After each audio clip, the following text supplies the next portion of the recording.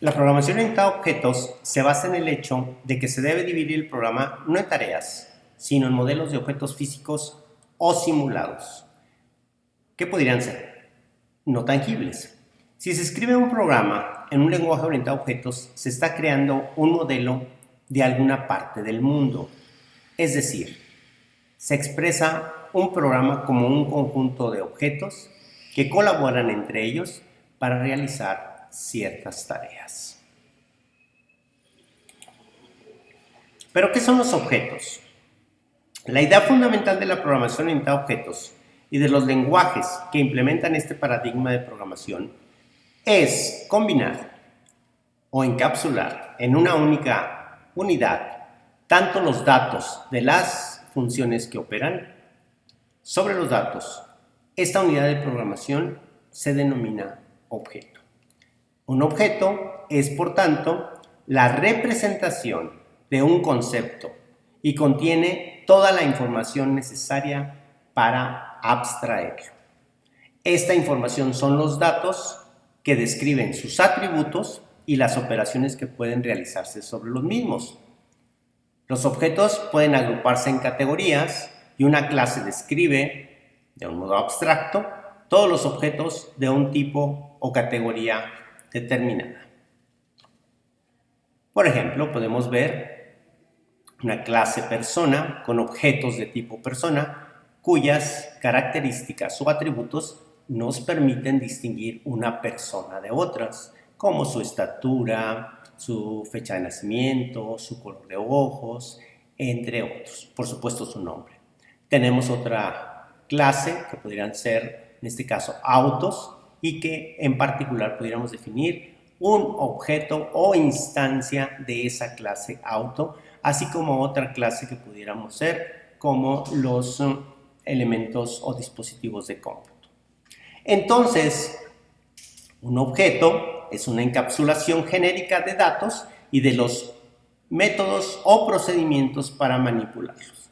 En otras palabras, un objeto no es más que un conjunto de atributos, variables o datos, y métodos o funciones relacionadas entre sí.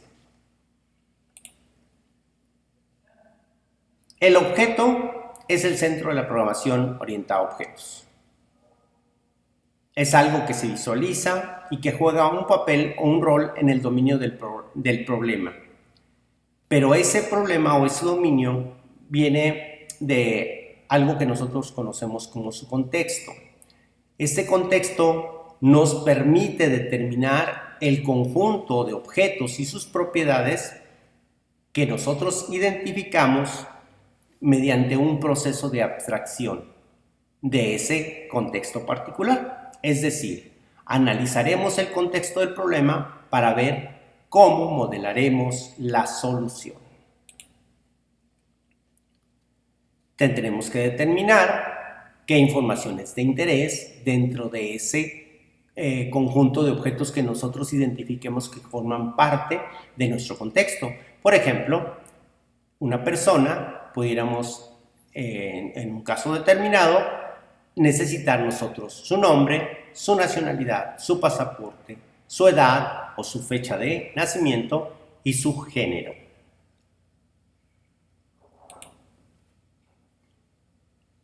Llegamos al concepto de clase. Los objetos pueden agruparse en categorías y una clase describe de un modo abstracto todos los objetos de un tipo o categoría determinada. En el mundo real existen varios objetos de un mismo tipo o de una misma clase, por lo que una clase equivale a la generalización de un tipo específico de objetos.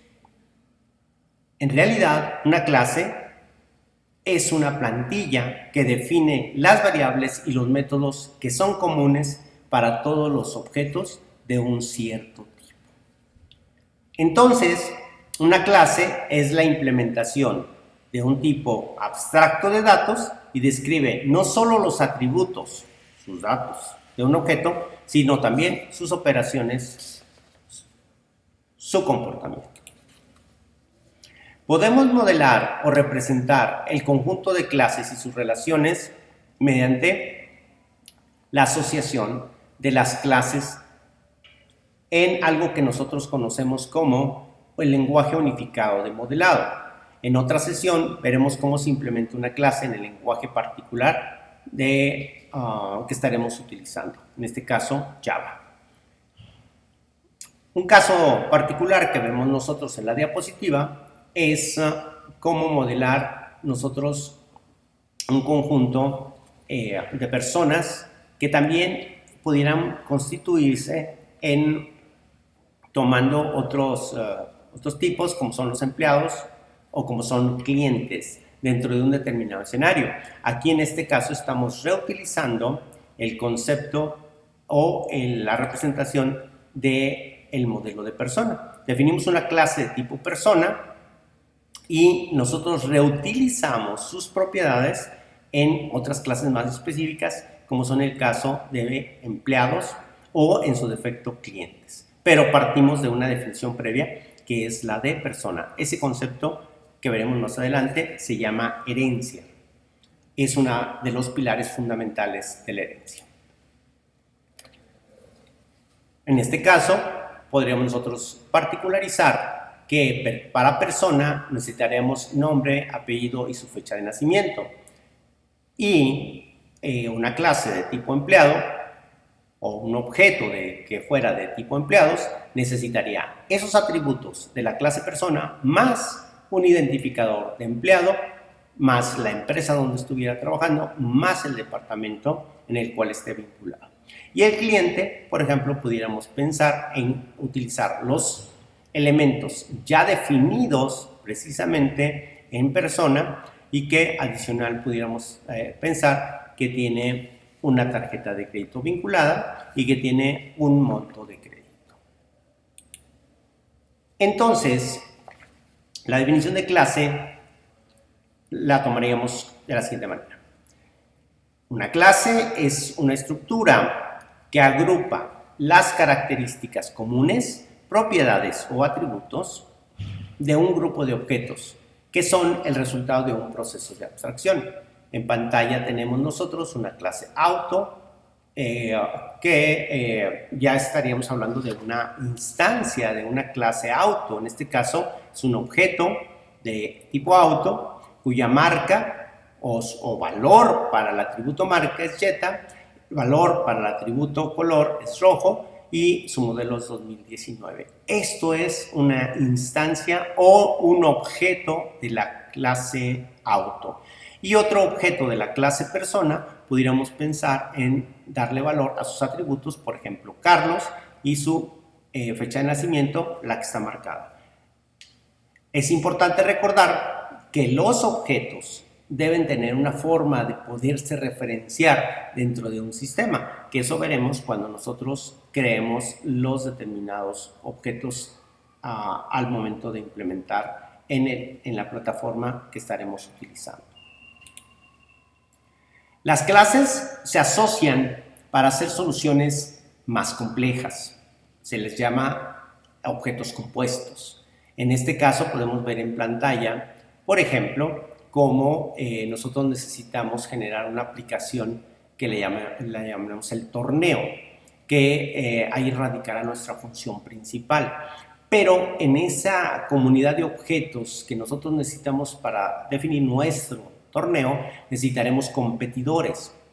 Los competidores tendrán un estado, en este caso llamaremos un atributo health, que tan saludable está, y bueno, podemos asociarlo con el número de vidas y el nombre de ese competidor. Y también tendrán un método que en este caso se le llama fight, o que puede pelear con otro y también pues puede en un momento dado decrementar esas vidas o esa salud. Bien, ese competidor puede transmitir estas propiedades a otros diferentes tipos de competidores que en este caso se hacen más específicos. Son competidores pero toman una forma más específica. En este caso el dragón, que también sabe pelear, tendrá su propio método para implementar, por esto que un dragón peleará diferente que un robot o que un guerrero. Las armas que cada uno de ellos pudieran utilizar o las formas de pelear es lo que los hace más específicos o diferentes. Por eso establecemos un esquema de herencia que veremos dentro de nuestro curso, la implementación de este tipo de aplicaciones compuestas. Precisando, un objeto es cualquier elemento que es parte de la solución del problema o del entorno que estoy modelando y que tiene un estado representado por los valores de los atributos de la clase a la que pertenece y que lo distinguen de los demás objetos. En realidad se conoce como una instancia de una clase. Hasta aquí este primer video, continuaremos con nuestros conceptos posteriormente.